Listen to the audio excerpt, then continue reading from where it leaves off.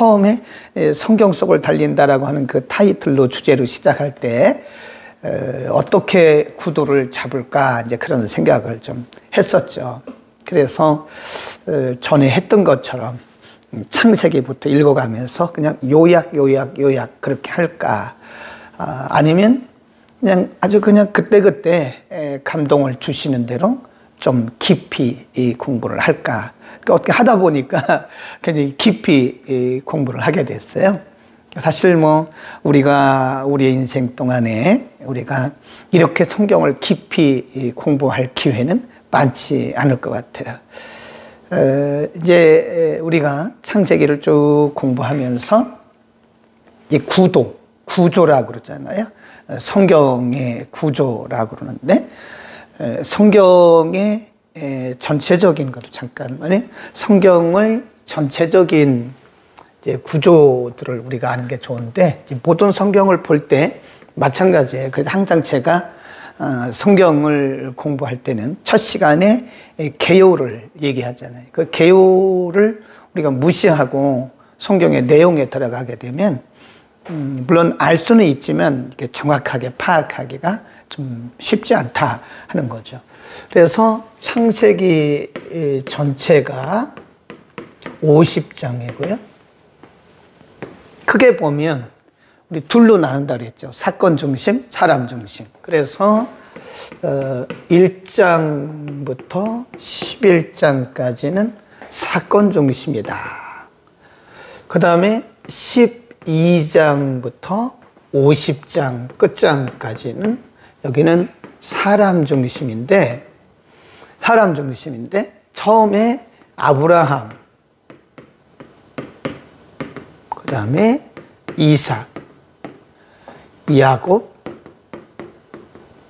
요셉 이렇게 나오죠. 이제 우리가 이분들을 뭐라고 얘기를 하냐면 족장이라고 합니다. 이 시대를 족장 시대라고 그래요. 그러니까 가장, 부장, 족장 그러잖아요. 그러니까 하나의 씨족 중심이라는 거죠. 씨족 중심, 족장. 아브라함도 하나의 씨족의 중심이었고 인물이었고 여기도 마찬가지다.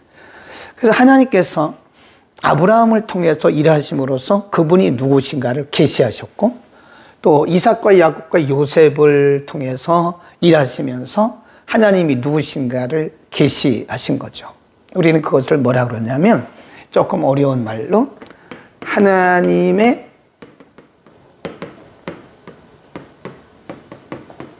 자기 계시다. 이 굉장히 중요하죠. 하나님의 자기 계시다. 하나님께서 스스로 자기를 이렇게 드러내시는 거죠. 자기 계시. 하나님의 자기 계시. 그래서 우리가 성경을 볼 때는요, 아브라함을 보지 말고 아브라함 뒤에 계시는 하나님을 보셔야 돼요. 이삭을 보면 안 됩니다. 이삭 뒤에 계신 하나님. 야곱 뒤에 계신 하나님. 요셉도 마찬가지. 그래서 하나님께서 하시고자 하시는 일들을 이런 사람들을 통해서 쭉 계시하는 거예요. 오늘날도 우리가 개인적인 그런 간증들이 있잖아요. 근데 그 간증들을 통해서 하나님은 뭘 하시는가 하냐면 하나님의 하나님 되심을 드러내는 거예요. 그러니까 우리가 간증할 때는 자기 자신을 자랑하면 안 돼요. 인간을 드러내면 안 되고, 간증은 언제나 하나님을 드러내셔야 돼요. 그게 정확한 간증이고 바른 간증이다. 우리가 이제 요셉을 쭉 공부해 오는데, 요셉의 나이 17세부터 시작을 합니다. 그러니까 성경은 불필요한 부분들은 다 생략했죠. 꼭 필요한 부분들은 이렇게 꼭 나이를 언급을 하고 있어요. 그래서 요셉을 통한 하나님의 최절정 클라이막스가 뭐냐면 총리가 된 거예요. 총리. 애굽에서 총리가 되죠. 근데 총리가 되는 것이 또 궁극적인 목적은 아니라 그랬죠. 총리가 되는 궁극적인 목적은 지금 이 가나안에서 하나의 가나안 땅에서 하나의 씨족을 형성하고 있는 야곱의, 그러니까 요셉의 가족들, 아버지 야곱을 중심으로서 그의 형제들이 가나안에 지금 있는 거거든요. 근데 이분들을 다 어디로 데려오냐면 애굽으로 데려오는 거예요. 애굽으로. 그 야곱의 가족들을 다 애굽으로 이주시키기 위한, 예, 이주시키기 위한 하나님의 계획이 있다. 그래서 이렇게 시작해, 이렇게. 예, 하나님의 계획이 뭐라 그럴까? 한 종이로 말한다면 이게 딱 완성이 되어 있는데 그것이 하나님의 완성된 계획이 우리에게 한 번에 보이는 게 아니고 이게 점진적으로 보여진다는 거죠. 그래서 궁극적인 하나님의 목적은 애굽으로 야곱의 가족들을 이주시켜서 여기서 하나의 민족을 이루는 거죠. 여기는 뭐였었죠? 씨족 또는 부족. 야곱이라고 하는 사람을 중심으로 해서 그의 가족들이 이렇게 퍼져 있고 하나의 부족, 씨족 사회였는데 이들을 애굽에 이주시켜서 여기서 이스라엘이라고 하는 하나의 민족 공동체를 하나님이 이루시려고 하는 하나님의 계획이 이렇게 딱 완성되어 있는데 그 계획을 이루시기 위해서 하나님은 17세 된 요셉을 형들에 의해서 팔리게 만들어요. 그러니까 우리가 겉으로 볼 때는 요셉의 형들이 요셉을 미워하잖아요. 아버지가 너무 요셉만. 사실 겉으로 볼 때는 그렇죠. 요셉에게 채색 옷 입히고 나중에 연로해서 나이 들어서 낳은 아들이라고 그래가지고 편애를 하는 거예요. 그러니까 형들이 미워하는 거예요. 사실 그것도 하나님께서 역사하신 거예요. 그게 요셉을 미워하게 하신 그것도 하나님이 형들의 마음을 그렇게 움직이신 거예요. 왜냐하면 하나님의 뜻을 이루기 위해서. 요셉이 팔리죠. 그리고 요셉이 애굽에 팔려가지고 보디발의 가정에서 노예가 되고 거기서 또 누명을 쓰고 팔려서 감옥에 들어가고 거기서 또 관원들을 만나고 거기서 왕을 만나고 그리고 결국은 이게 33살 33세에 애굽에서 왕이 되고 30세라고 그럴까요? 30세에 왕이 되는 거예요. 그 왕 다음 총리가 되는 거죠. 그러니까 17세에 팔려가지고 30세에 애굽의 총리가 되는, 그러니까 13년 만이죠. 13년 만. 13년 만에 그 그림이 처음에는 희미해지다가 이 그림이 분명하게 나타나는 거예요. 네. 그래서 오늘은 어떤 부분을 공부하냐면 이제 40장 그리고 41장, 42장인데요. 이 부분에서는 처음에 애굽에 팔렸었잖아요. 애굽에 팔려서 37장에 그리고 39장에 이렇게 나오잖아요. 37장에 형들에게 미움을 당하고 팔리고 39장에 가면 이제 그 보디발의 가정에서 총무로 있다가 거기서 보디발의 아내에게 누명을 쓰고 그 감옥에 갇히는 장면 지난주에 공부했잖아요. 그리고 그 감옥에서 일어났던 일들이 40장 그리고 감옥에서 어떤 하나님의 역사를 통해서 그가 왕 앞에까지 가는 그 41장이라고요. 이게 보면 하나님의 계획이라고 하는 것은 이게 점진성, 이걸 뭐라 그러느냐면 이 점진성을 띠고 밝히 드러나게 되는 거죠. 점진성을 띠고 우리에게 현실적으로 나타나 보이는 거죠. 그러니까 이것은 우리 인생도 마찬가지예요. 우리 인생도 하나님께서 우리를 위한, 우리를 향하신 하나님의 계획이 이렇게 있다고요. 그 하나님의 계획이 하루아침에 이루어지는 게 아니에요. 지금 요셉이 애굽의 총리가 되는 것이 13년, 굉장히 빨리 된 거죠. 네. 13년 만에 애굽의 왕 다음 가는 애굽의 총리가 된 것은 굉장히 빠르게 하나님의 역사가 진행이 됐다는 것을 볼 수 있고요. 근데 사람마다 달라요. 또 같은 사람이라도 어떤 사건마다 하나님의 그 계획이 이루어지는 기간은 어떤 경우에는 뭐 몇 달, 어떤 경우에는 며칠, 어떤 경우에는 몇 년, 어떤 경우는 몇십 년 걸리는 경우도 있어요. 그러니까 우리는 잘 모르죠. 하나님의 그 계획이 이렇게, 계획이 점진성을 가지고 우리의 삶의 현장 가운데서 가시적으로 드러나는 것이다. 자, 그렇게 이해를 좀 하시고요. 이제 우리가 40장으로 가봅니다. 40장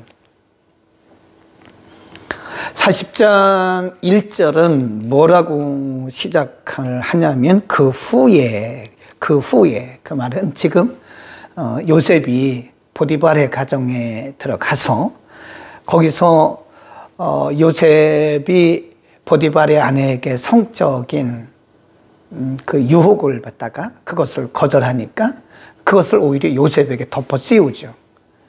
그래서 거기서 누명을 쓰고 감옥에 갇혔어요. 그러니까 감옥에 갇히고 시간이 흐르지 않았겠어요? 감옥에 갇힌 후에 그런 얘기입니다. 감옥에 갇힌 후에 애굽 왕의 술 맡은 자와 떡 굽는 자, 이것도 오늘날로 말하면 장관급이죠. 장관급. 술 맡은 자, 떡 굽는 자가 그 주 애굽 왕에게 범죄한지라 바로가 그 두 관원장, 그 술 맡은 관원장과 떡 굽는 관원장에게 노하여 그들을 시위대장의 집안에 있는 옥, 이것은 이제 왕의 신하들을 가두는 곳이다. 거기 나오죠. 요셉이 어디에 갇혔냐면 바로 거기에 갇힌 거예요. 네, 그 감옥에. 그 감옥에. 5절 옥에 갇힌 애굽 왕의 술 맡은 자와 떡 굽는 자 두 사람이 하룻밤에 꿈을 꿨다. 거기다 줄 곱시다. 꿈을 꾸고 몽조가 각각 다르더라. 6절 아침에 요셉이 들어가 보니 그들에게 근심이 있는지라. 왜 이렇게 근심이 많은가 하고 이제 요셉이 물어보니까 그 두 관원장이 요셉에게 꿈 얘기를 하는 거예요. 네. 일단 설명을 쭉 하고 제가 다시 자세하게 말씀을 드리겠습니다. 9절 술 맡은 관원장이 그 꿈을 요셉에게 말하여 가로되 내가 꿈에 보니 내 앞에 포도나무가 있는데 그 나무 3가지가 있고 싹이 나서 꽃이 피고 포도송이가 익었고 내 손에 바로의 잔이 있기로 내가 포도를 따서 그 즙을 바로의 잔에 짜서 그 잔을 바로의 손에 드렸습니다. 이렇게 보니까 나무에 이렇게 포도나무겠죠. 3가지가 있고 3가지가 있고 세 가지, 그런 거를 잘 보셔야죠. 3가지가 있고 싹이 나서 꽃이 피고 그랬습니다. 3가지가 있고 싹이 나서 꽃이 폈다. 이게 포도나무가. 그래서 이제 나중에 포도 열매가 맺혀가지고 그걸로 가지고 포도주를 만들어서 왕에게 드렸다. 이게 3가지는 지금 요셉이 해몽하기를 뭐라 그러냐? 3일이다. 이렇게 어떤 몽조가 있는 거죠. 하나님께서 지금 요셉에게 해몽을 하게 하기 위해서 그렇게 알려주신 거고요.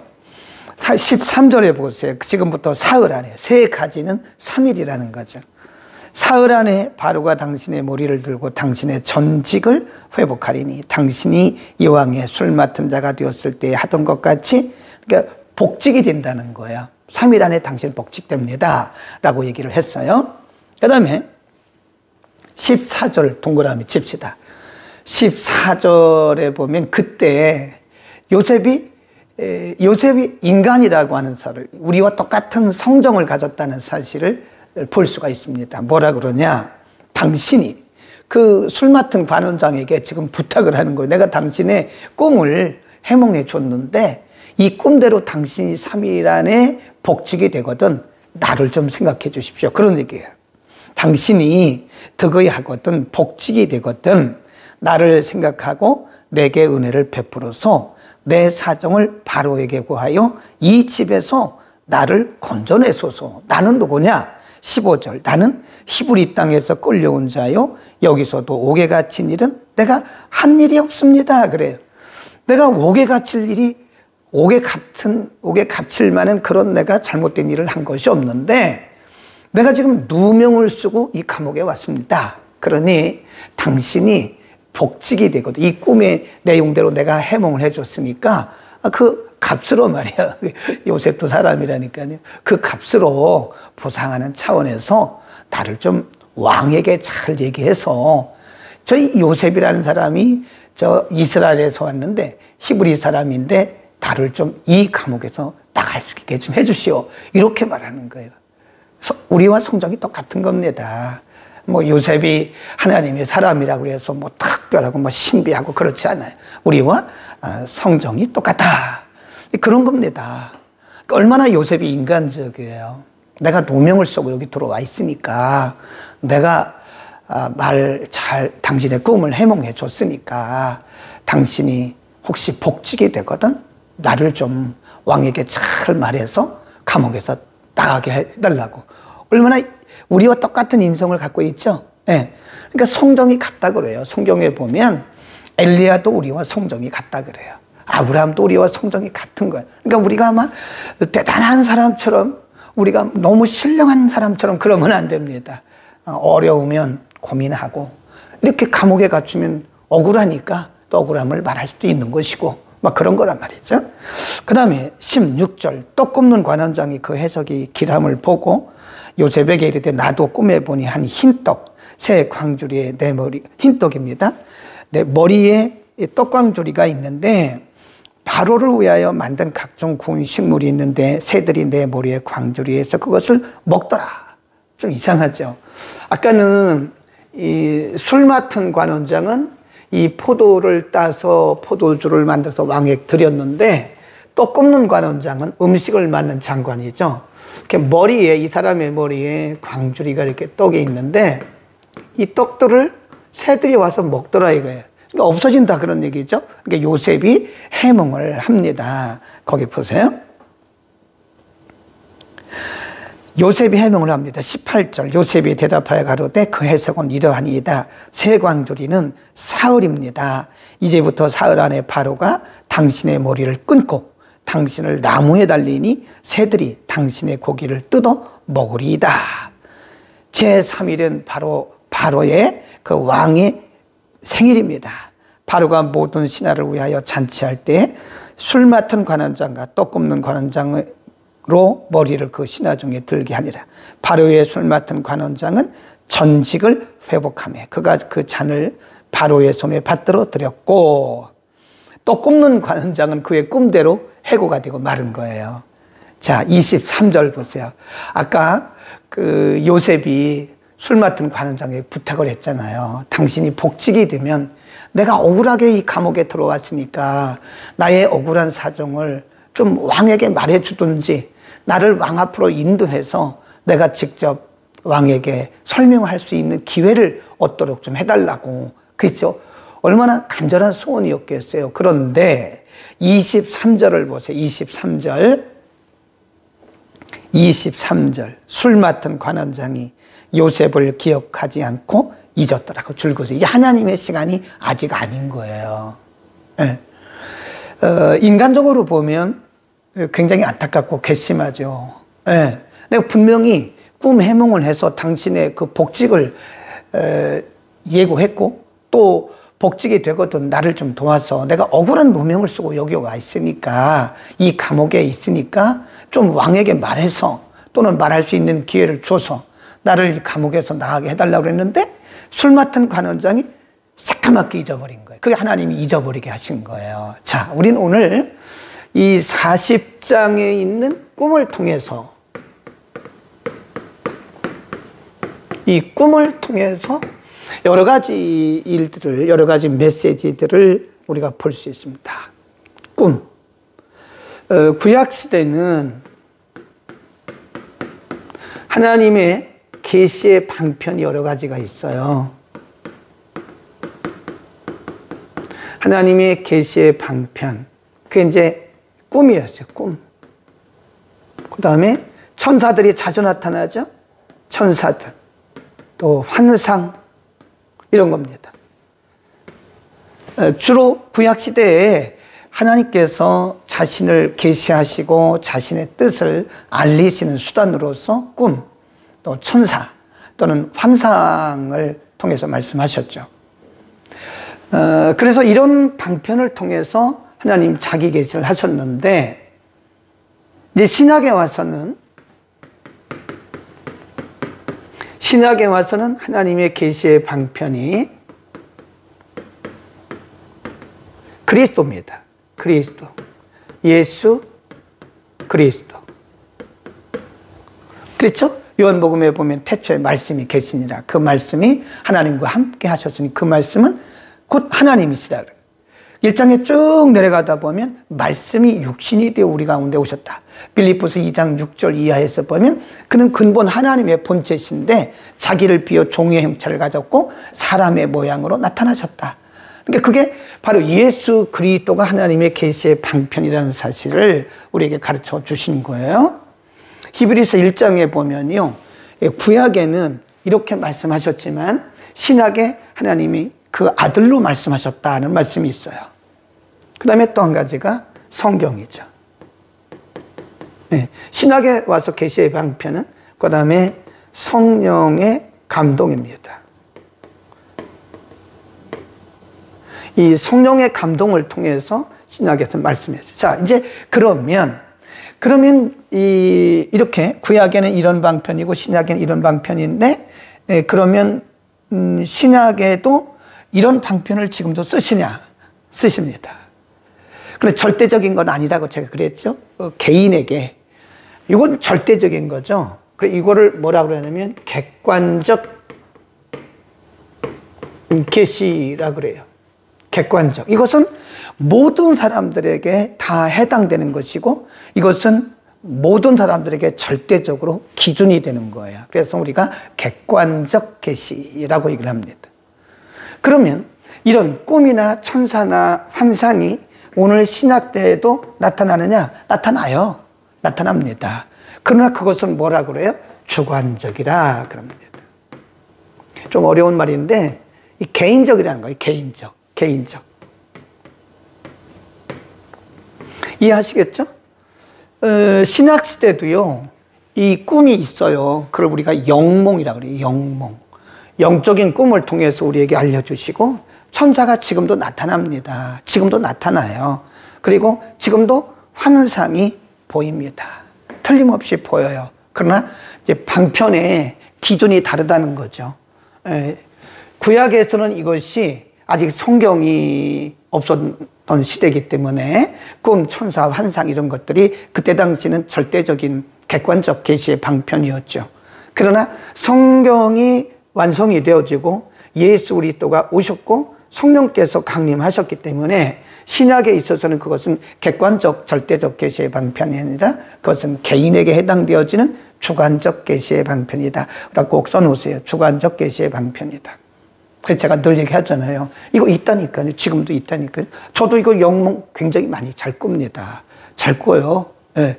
그 얘기를 안 하는 거죠. 왜냐하면 말씀을 가지고 성도들을 양육해야지 자꾸 꿈 얘기하고 내가 꿈을 꿨는데 당신 이렇더라 그러면 그건 안 되는 거예요. 그것은 저에게 그분들을 위해서 기도하라고 하나님께서 미리 알려주신 거라 저 주관적인 경험이라 이렇게 생각하는 거죠. 그래서 아주 굉장히 많은 것을 보고 때로는 이런 환상 같은 것도 있어요. 지금도요. 우리 교회도 환상 보는 분들이 계십니다. 영몽 꾸는 분들이 많이 계세요. 근데 제가 조심스럽게 드렸잖아요. 그것은 절대적 기준이 아니기 때문에 본인에게 해당되는, 본인에게 주어진 주관적인 하나님의 은혜이기 때문에 그것은 본인이 그것을 잘 간직하고 참고하고. 그러니까 예를 들어서 어떤 사람이 A라고 하는 성도님이 B라고 하는 분의 꿈을 꿨어요. 그럴 수 있다니까요. 꿈을 꿨는데 그것이 이제 절대적인 건 아니라고 제가 그랬죠. 주관적인 거니까. 꿈을 꿨는데 하나님께서 이분에 대한 뭘 보여주셨다고요. 그런데 어떤 분이 전화를 해요. 집사님, A 집사님이 꿈을 꿨는데 김이라고 그럽시다. 김. 여기는 뭐라고요? 강. 김 집사님이 강 집사님에 대한 꿈을 꿨어요. 그리고 전화해가지고 아니면 만나가지고 강 집사님, 내가 꿈을 꿨는데 집사님이 이러이러이 했다고. 그러니까 안 하는 게 좋다니까요. 예. 그런 얘기는 안 하는 게 좋아요. 그러니까 그것은 하나님께서 강 집사님에 대한 꿈을 좋은 꿈이든 나쁜 꿈이든 보여주신 것은 이분을 위해서 기도하라고 하나님께서 보여주신 거지, 그것을 가지고 잘못하면 그분에게 상처가 될 수도 있는 거예요. 그러니까 참고로 하는 거죠. 저 같은 경우도 꿈을 많이 꿉니다. 그리고 영몽을 참 많이 꿔요. 왜냐하면 목회자이니까요. 하나님이 성령을 통해서 성경을 해석할 수 있는 그런 영감도 주시고 또 기도 가운데 어떤 환상도 보여주시고 하시지만, 때로는 매번 그런 건 아니지만 때로는 어떤 성도들에 대해서 어떤 가정에 대해서 하나님이 그런 부분을 미리 보여주실 때가 있다니까요. 그러나 그것은 제가 그분에게 공표하지 않잖아요. 그것은 그냥 마음에 담고 그분을 위해서 기도하고 그 가정을 위해서 기도하는 거죠. 물론 이제 이렇게 지나고 나면 때로는 이제 교육적인 차원에서 이런 꿈을 꿨다라고 하는 것은 그냥 교육적인 차원에서 참고로 한 거지 어떤 분을 탁 집어서 한 건 아니라는 것을 좀 아시기를 바라고요. 그래서 꼭 기억하셔야 됩니다. 오늘날도 신약에도 여러분 영몽을 꿉니다. 그리고 천사도 볼 수가 있어요. 환상도 봅니다. 어제 저녁에 우리가 마지막 금요일이라고 그래가지고 어제 우리가 뜨거운 기도를 하고 찬양도 드렸는데 두 분에게 어제 그런 기도를 했는데 틀림없이 이분들이 뭔가를 보셨다니까요. 제가 아무나 그렇게 하는 게 아니에요. 이렇게 앞에서 보면 이렇게 감각이 와요. 아, 저분이구나. 이렇게 보면 보인다니까요. 대략. 그래서 제가 목사님은 왜 차별해서 저 두 분만 기도해줘? 그렇게 할지 모르는데 그런 생각은 하지 말고요. 그렇게 오해하시면 안 됩니다. 제가 그분들에게 무슨 차별하고 그런 건 아닙니다. 그런 감동과 앞에서 보면 보인다니까요. 이렇게 무르익은 것처럼 보여요. 이제 그런 것들을 참고적으로 말씀합니다. 그 다음에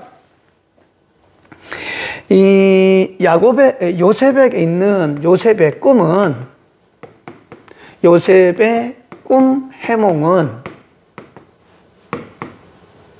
지금 두 사람이 꿈을 꿨잖아요. 왕의 말하자면 장관인데 떡 굽는 관원장, 그 다음에 술 맡은 관원장. 꿈을 꿨는데 이 사람들 해석해요? 못해요? 못하잖아요. 근심에 빠진, 뭔가 꿈을 꾸기는 꿨는데 이게 뭔가 의미가 있기는 있는 것 같은데 모를 때 우리가 굉장히 답답하죠. 근심되기도 하죠. 근데 이거는요, 요셉을 높이기 위해서 하나님이 이들에게 꿈을 꾸게 하신 거예요. 그래서 이들은 해석 못해요. 해몽 못합니다. 하나님이 막아놓으셔요. 왜 그렇죠? 요셉을 위한 꿈이에요, 저게 사실은. 술 맡은 관원장, 떡 굽는 관원장들이 꿈을 꿨지만 본인들이 해석을 못하도록 하나님이 이렇게 커튼을 쳐놓으시고 요셉을 위해서 그 꿈을 꾸게 하신 거예요. 요셉을 높이는 거죠. 그래서 이 첫 번째 꿈 해몽을 통해서 요셉이 이제 여기서 이 사람들이 볼 때 저 사람은 평범한 사람이 아니야 라고 하는 것을 깨닫게 되고, 그 다음에 또 한 가지 14절에서 분명히 요셉이 부탁을 합니다. 요셉의 부탁. 당신의 꿈대로 내가 해몽해 줬잖아요. 당신이 그 꿈대로 3일 안에 복직이 돼요. 복직이 되면 나를 좀 생각 좀 하시오. 그리고 내가 지금 저 히브리에서 온 소년인데, 이스라엘 땅에서 온 소년인데, 이방 땅에서 온 소년인데 내가 사실은 누명을 쓰고 여기 있습니다. 그러니까 당신이 내 사정을 왕에게 말해주든지 아니면 나를 왕 앞으로 데려갈 수 있도록 해서 내가 좀 설명을 좀 하게 하고, 내가 결국은 좋은 판단을 받고 나갈 수 있게 해달라고. 아마 그 술 맡은 관원장도 그렇게 할 거라고 분명히 대답을 했을 거라고요. 그렇지 않겠어요? 네, 그렇게 하겠다고 분명히 약속을 했을 거라고. 그런데 마지막 절에 가보면, 23절에 가보면 잊어버려요. 이게 하나님의 역사예요. 네. 하나님이 때로는요, 새카맣게 기억을 하지 못하도록 잊어버려요. 잊어버리게 하시는 거예요. 왜 그럴까요? 아직 하나님의 때가 아니다. 이런 것을 보면 분명히 하나님의 시간이 있습니다. 요셉이 인간적으로 보면 얼마나 안타깝고 괘씸하겠어요. 내가 그렇게 부탁까지 했는데, 내가 그렇게까지 부탁을 하고 또 꿈 해몽도 해줬는데, 아니 괘씸하게 말이지 잊어버려? 인간적으로 그런 마음이 들 수도 있다니까요.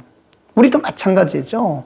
우리도 때로는 그렇게 괘씸한 생각이 들 때가 있어요. 그런데 조금 우리의 시야를 이렇게 넓혀보자고요.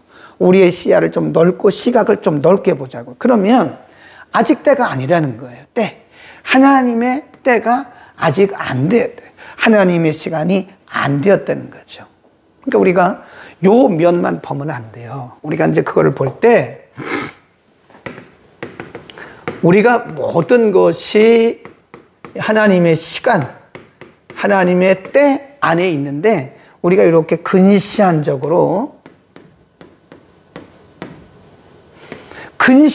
바라보면 안 돼요. 왜냐하면 지금은 아니지만 그 다음에 또 하나님의 역사가 펼쳐질 하나님의 계획이 남아있다는 거예요. 우리는 여기만 너무 이렇게 바라보고 왜 안 되냐, 왜 그러냐 막 그러잖아요. 그러지 말라는 거예요. 지금은 하나님의 때가 아니기 때문인 것이고, 그 다음 하나님의 때가 되면 그 다음 하나님의 역사가 넓게 펼쳐질 수 있다는 사실을 반드시 기억합시다. 아멘, 아멘. 우리는 그렇게 믿어야 돼. 우리가 너무 이 한 가지만 이렇게 편중해서 바라보게 되면 실수 많이 해요.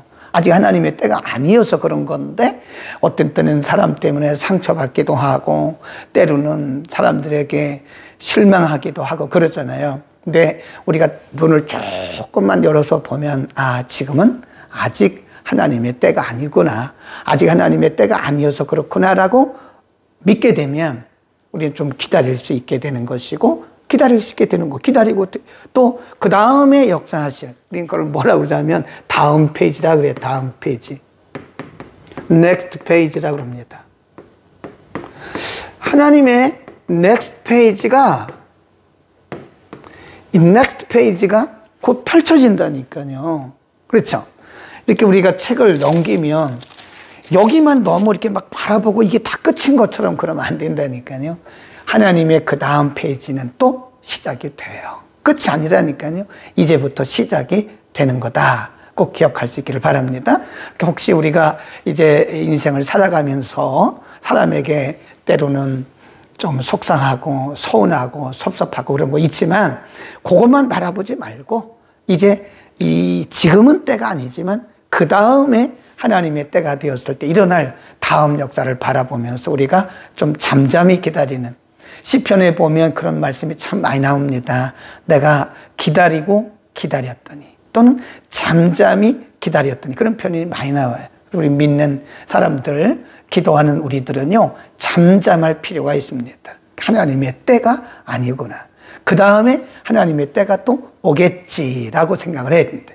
그 다음에 41장에 가보면요, 역시 그런 하나님의 역사가 계속 진행이 됐다는 것을 볼 수 있어요. 그러니까 여기서 우리가 딱 끊지 말라는 거죠. 여기서 지금 뭐가 안 됐다고 그래서 끝이야. 그리고 딱 결론 내리지 말라는 거예요. 절대 우리가 결론 내리면 안 됩니다. 내가 볼 때 끝인 것 같고 우리가 볼 때 끝인 것 같지만 그렇잖아요. 우리가 결론 내리면 안 돼요. 결론을 내리시는 분은 누구죠? 하나님이죠. 하나님. 하나님께서 결론 내리실 건데 우리는 우리가 결론 내리고 우리가 결정 짓고 막 이래요. 이거 불신앙이에요. 큰일 납니다. 하나님의 영역을 우리가 침범하면 안 돼요. 절대 우리는 결론 내려서는 안 됩니다. 41장에 보면 우리가 알 수 있어요. 왜 결론 내려서는 안 되는가? 41장. 만 2년 후에. 그러니까 2년을 걸렸으니 2년이 그렇게 지나갔으니 요셉이 얼마나 속이 탔겠어요.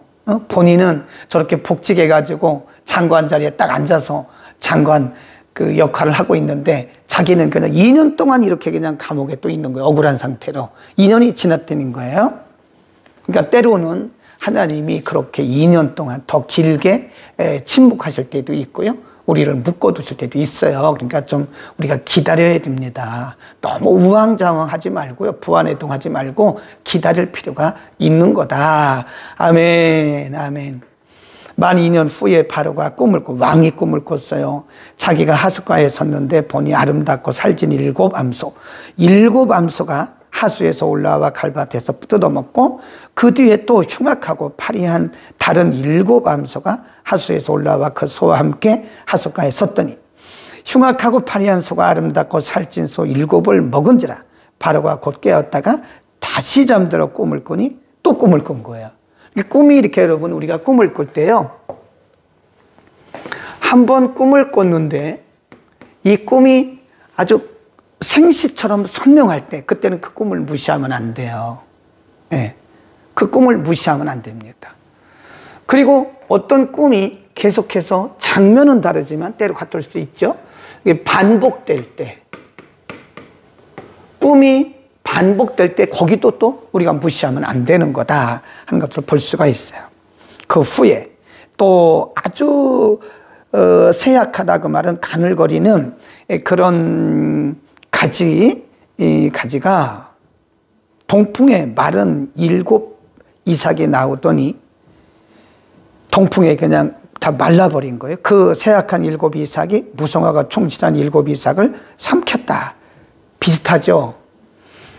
7 암소, 아주 흉악한 7 암소가 아주 살찌고 좋은 암소를 잡아먹고, 그 다음에 여기도 보면 아주 그 세약한, 바짝 마른 그 7가지가 또 풍성한 7가지를 또 이렇게 해치고 그런 거라는 거죠. 8절. 아침에 그 마음이 곧다 즐겁시다 번민했다. 이거 하나님이 하시는 거예요. 번민하여 보내어 애굽의 술객과 박사들 모두 불러 그들에게 그 꿈을 고하였으나 그것을 바로에게 해석하지 못하는 자가 없었더라. 이거는요, 아까도 그 술 맡은 관원장의 꿈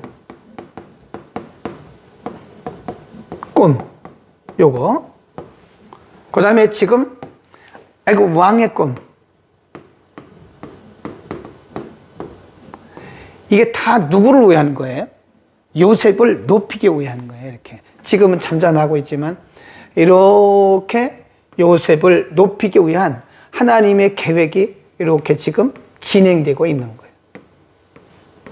그러니까 왕이 꿈을 꾸고 그 심란한 꿈을 꾸고 참 근심을 하는 거예요. 심란하겠죠. 이게 뭐 내가 꿈을 꿔서 분명히 뭐가 있는 것 같긴 한데 이 내용은 모르겠고, 그러니까 이제 명령을 해서 애굽에는 그 꿈 해몽하는 사람들이 많다고 그래요. 꿈도 해몽하고 이런 그 천지 별을 보고 연구하는 그런 사람들, 또 그 오늘날로 말하면 점을 치는 사람들, 역술가들, 뭐 이런 사람들이 많았던. 그러니까 전국에 명령을 해가지고 그런 사람들 다 불러라. 불러봤자 소용이 없어요. 왜죠? 이건 요셉을 위한 꿈이라니까요. 다 불러가지고 말하니까 그 꿈을 해석하는 사람이 아무도 없는 거예요. 당연하죠. 하나님께서 다 막아놓으신 거죠. 요셉이 풀도록 그렇게 막아놓으신 거다. 그 다음에 그거 보세요. 그때 드디어 이제 술 맡은 관원장이 생각이 난 거예요. 하나님의 때가 된 거예요. 몇 년 만에? 2년 만에. 하나님의 때가 있다니까요. 9절. 술 맡은 관원장이 바로에게 구하여 가로되 내가 오늘날 다 나의 허물을 추억하나이다. 바로께서 당신께서 종들에게 놓아사 나와 떡 굽는 관원장을 시위대장의 집에 가두셨을 때, 그러면서 12절. 그곳에 시위대장의 종된 히브리 소년이 우리와 함께 있기로 우리가 그에게 구하매 그가 우리의 꿈을 풀되 그 꿈대로 각 사람에게 해석하였더니 그 해석한 대로 되어 나는 복직하고 그는 매달렸나이다. 그러니까 14절에 보면 왕이 그 누구야? 그 사람을 불러와. 하나님의 때라니까요. 그 사람을 불러왔어요. 16. 요셉이 바로에게 대답하되, 바로에게 좀 인도해달라고 얼마나 사정을 했습니까? 술 맡은 관원장에게. 그런데 딱 잊어버렸잖아요. 그런데 하나님의 때가 되니까 자연스럽게 지금 이 술 맡은 관원장을 통해서 요셉이 애굽 왕에게 가잖아요. 하나님의 때가 되면 모든 것이 자연스럽습니다.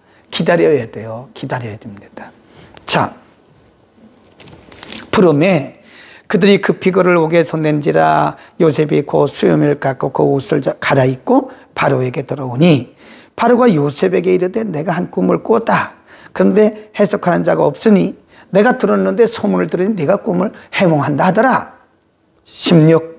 요셉이 바로에게 대답하여 가로되 이는 내게 있는 것이 아니라 하나님이 당신에게 평안한 대답을 하시리다. 거기서도 요셉은 하나님 이야기를 하는 거예요. 바로가 요셉에게 이르되 내가 꿈에 이제 자기 꿈 얘기를 쭉 합니다. 25절로 갑니다. 25절.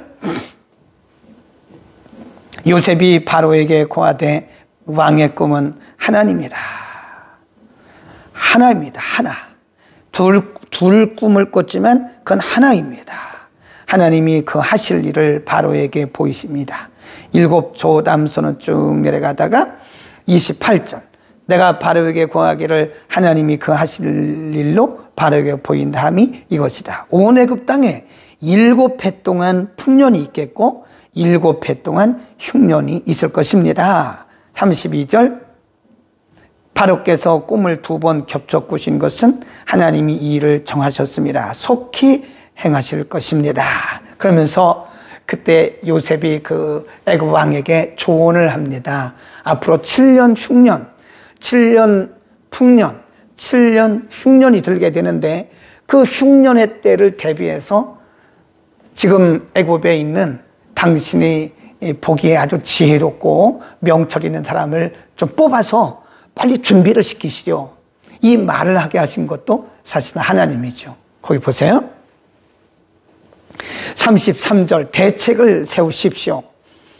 이제 바로께서는 명철하고 지혜 있는 사람을 택하여 애굽 땅을 치리하게 하시고 바로께서는 또 이와 같이 행하사 국중에 여러 관리를 두어 그 7해 풍년에 애굽 땅에 5분의 1을 거두되 그 관리를 쭉 합니다. 37.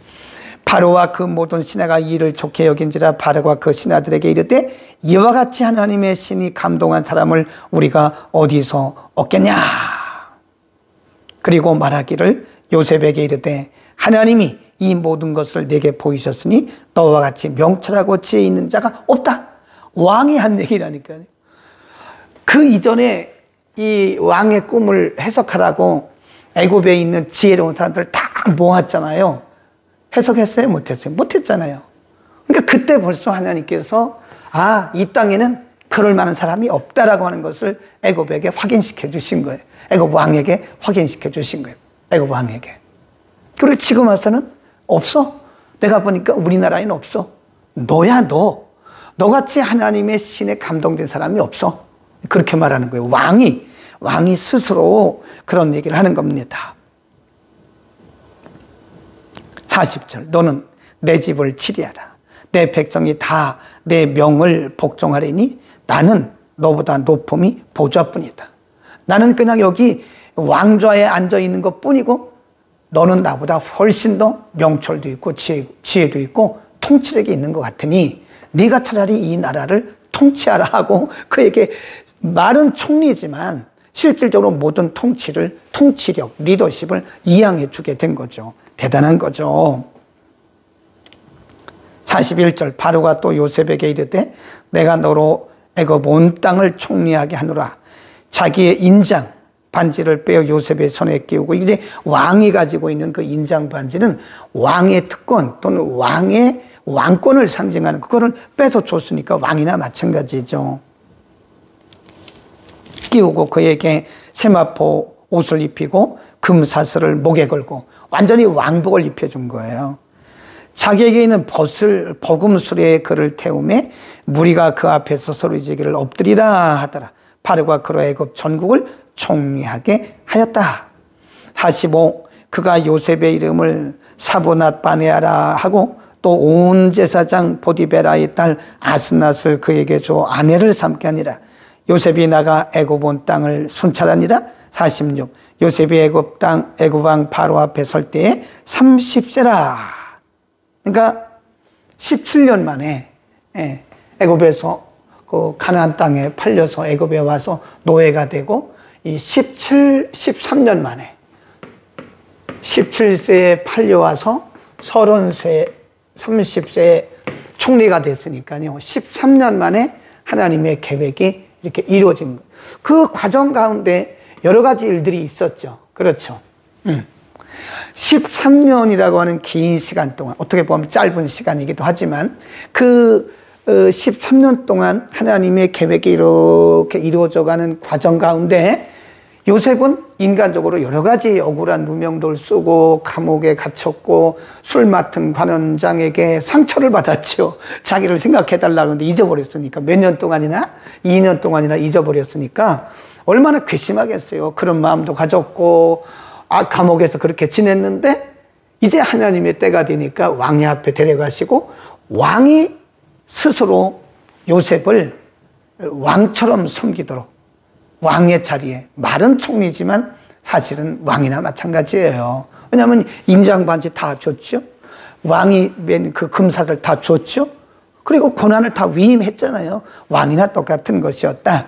자, 한번 나갔다 들어올게요. 이렇게 이제 끝날 때가 되면 10분 남았는데, 그렇게 됩니다. 그리고 나서 이제 50절 이하에 보면요. 흉년이 들기 전에 요셉이 두 아들을 낳아요. 참 보면 이 하나님의 때라는 게 참 신기합니다. 총리가 되게 하시고 이제 지금 요셉은 그 애굽 왕에 의해서 아내를 삼고 가정을 이루었는데 아직 자녀가 없잖아요. 그때 하나님께서 두 자녀를 주세요.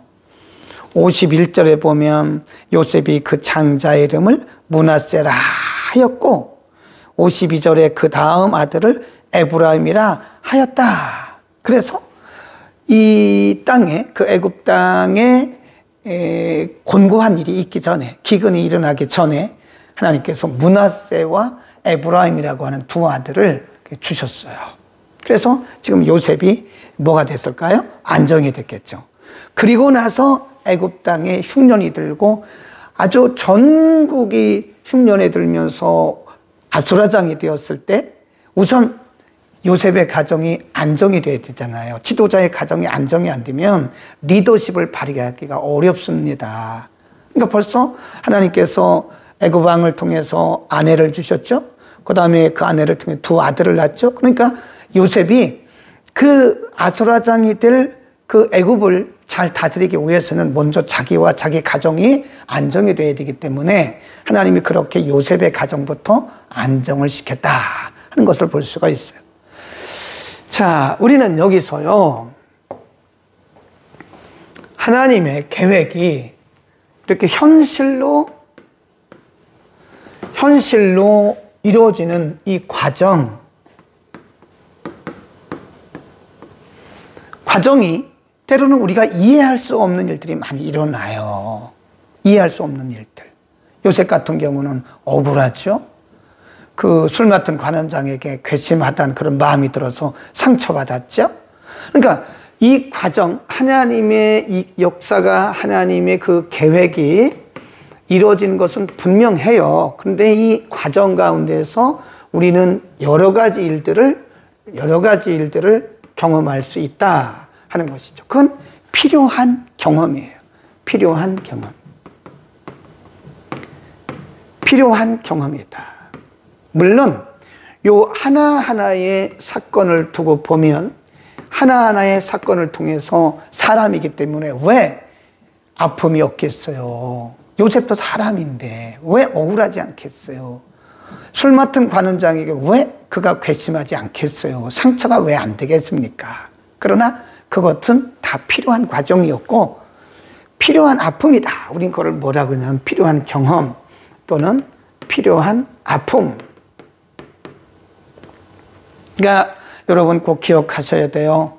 우리가 인생을 살다 보면요, 하나님의 뜻이 이루어지는 과정 가운데 필요한 아픔을 경험합니다. 그러니까 너무 우리가 인간적으로 바라보고 사람을 너무 우리가 억울하다고 생각하다든지 아니면 그 사람에 대해서 정죄한다든지 뭐 그 사람을 미워해서는 안 되는 거죠. 물론 그 당시는 그럴 수 있어요. 요셉도 그랬잖아요.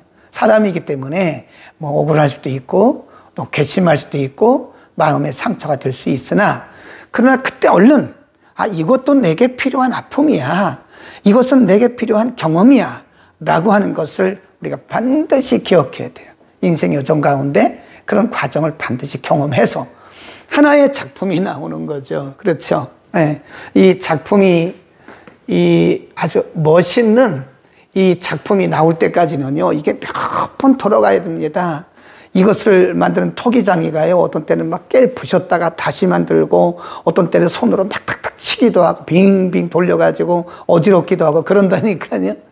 그래서 이 작품이라고 하는 것은 하나님의 작품, 이 하나님의 작품, 명품이 나오기 전까지 우리가 경험해야 할 아픔들이 많아요.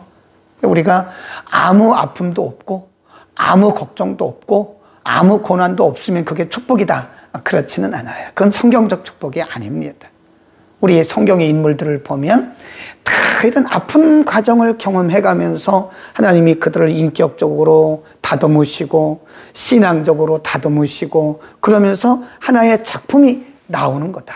저나 여러분이나 지금 어떤 아픔을 만나고 있습니까? 너무 인간적으로 바라보지 마세요. 사람을 미워할 것도 없고 또 우리가 사람에 대해서 너무 정죄할 것도 없어요. 하나님 그를 쓰신 거예요. 그 순간은 하나님 그를 쓰신 거예요. 뭐 하려고? 나를 향하신 하나님의 계획을 이루어지는 과정에서 하나님께서 술 맡은 관원장도 쓰시고 떡 굽는 관원장도 쓰시고 애굽 왕도 쓰시고 애굽에 있는 그런 여러 박사들도 쓰시고, 다 어떤 사람은 주인공으로, 어떤 사람은 엑스트라로 하나님 그렇게 써가시면서 하나님의 작품을 만들어 가신다. 아멘. 그래서 성경은 드라마예요. 하나님의 역사는 드라마입니다. 멋있는 드라마예요. 성경은 드라마다. 멋있는 하나님의 역사를 이루기 위한 멋있는 드라마가 지금 계속 진행이 되고 있는, 아슬아슬하죠. 우리가 보면 이 드라마를 보면 아주 아슬아슬하잖아요. 근데 결국은 해피엔딩으로 끝나잖아요. 대개가 그렇습니다. 그래서 희극이라고 그래요.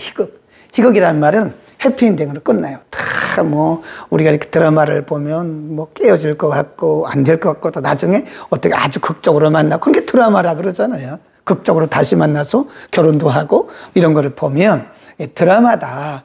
우리 인생도 드라마예요. 우리 인생의 감독이 누구냐? 하나님이십니다.